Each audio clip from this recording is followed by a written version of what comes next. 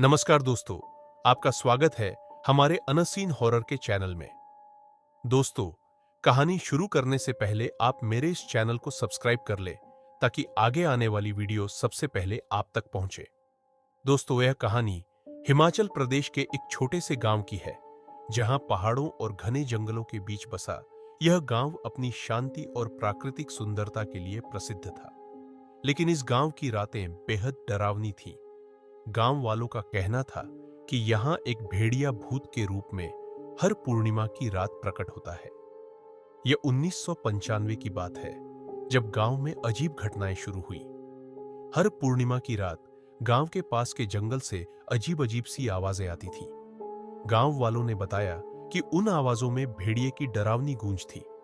लोग कहते थे कि जो भी उस रात जंगल के करीब गया, वह कभी वापस नहीं आया। गांव के एक बुजुर्ग ने बताया कि यह कोई साधारण भेड़िया नहीं था, बल्कि एक श्रापित आत्मा थी। कहानी के अनुसार कई साल पहले इस गांव में एक शिकारी रहता था। उसने जंगल के सभी भेड़ियों को मार डाला था, लेकिन उनमें से एक भेड़िया शिकारी को श्राप देकर मर गया। तब से इस गांव में भूतिया भेड़िया प्रकट होता है। गांव के रघु नामक युवक ने इस भेड़िए की कहानी को सिर्फ अफवाह मान लिया। उसने खुद इस रहस्य का पता लगाने का निर्णय किया। एक रात वह अकेला ही जंगल की ओर निकल पड़ा। गांव वालों ने उसे मना किया, लेकिन रघु ने किसी की नहीं सुनी। उस रात घना कोहरा था और चारों तरफ अंधेरा पसरा हुआ था। रघु ने अपनी टॉर्च लेकर जंगल में कदम रखा। जैसे जैसे वह अंदर बढ़ता गया, जंगल से अजीब अजीब आवाजें आने लगी। अचानक उसकी टॉर्च की रोशनी एक जोड़ी चमकती हुई लाल आंखों पर पड़ी। वह आंखें किसी साधारण जानवर की नहीं थीं। रघु ने देखा कि एक विशाल भेड़िया, जो इंसानी आकार का लग रहा था, उसकी ओर बढ़ रहा था। उसकी आंखें खून जैसी लाल थीं और दांत तेज और चमचमाते हुए दिख रहे थे। रघु की सांसें थम गई। उसने भागने की कोशिश की, लेकिन उसके पैर मानो जड़ हो गए थे। अगली सुबह जब रघु घर नहीं लौटा, तो गांव वालों ने उसकी खोज शुरू की। वे जंगल की ओर गए और वहां उन्होंने एक भयानक नजारा देखा। रघु के कपड़े फटे हुए थे और वह एक पेड़ के पास बेसुध पड़ा था। लेकिन रघु की हालत सामान्य नहीं थी। वह बस भेड़िए का नाम ले रहा था और चिल्ला रहा था, वह आ रहा है, वह मुझे नहीं छोड़ेगा। गांव के बुजुर्गों ने रघु की हालत देखी और बताया कि यह भूतिया भेड़िए का काम है। उन्होंने यह भी बताया कि इस भेड़िए को रोकने का एक ही तरीका है, उस जगह पर पूजा करना जहां उस शिकारी ने भेड़ियों को मारा था। गांव वालों ने तय किया कि वे अगले पूर्णिमा की रात पूजा करेंगे, लेकिन इसके लिए उन्हें उसी जंगल में जाना था। उस रात पूरा गांव एकजुट होकर जंगल पहुंचा। उन्होंने पूजा शुरू की, लेकिन जैसे ही रात गहराई, भेड़िए की गूंज सुनाई देने लगी। अचानक वह भूतिया भेड़िया प्रकट हुआ। गांव वालों ने हिम्मत नहीं हारी और पूजा जारी रखी।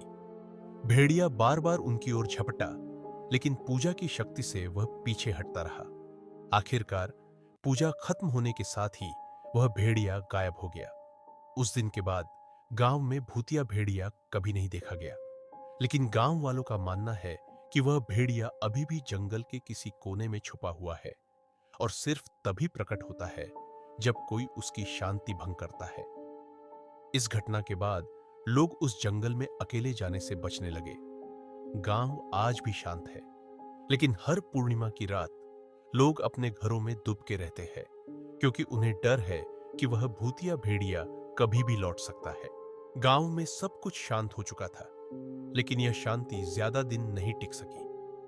अगले कुछ महीनों तक गांव में कोई अजीब घटना नहीं हुई, लेकिन धीरे धीरे गांव वालों ने महसूस किया कि जंगल से फिर से अजीब आवाजें आ रही हैं। यह आवाजें किसी साधारण भेड़िए की नहीं थीं। लोग कहने लगे कि वह भूतिया भेड़िया वापस आ गया है।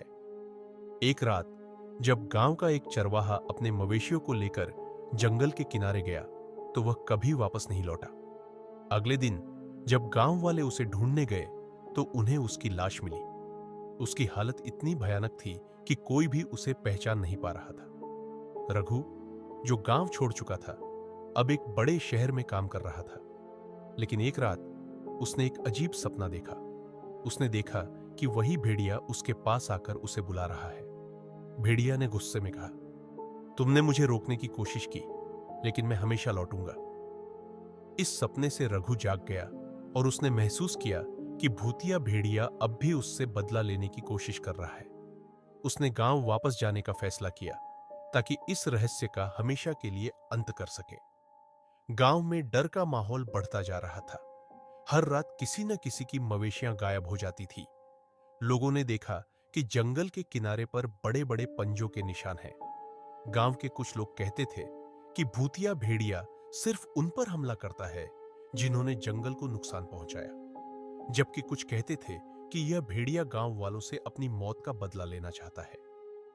एक हफ्ते बाद रघु गांव लौट आया।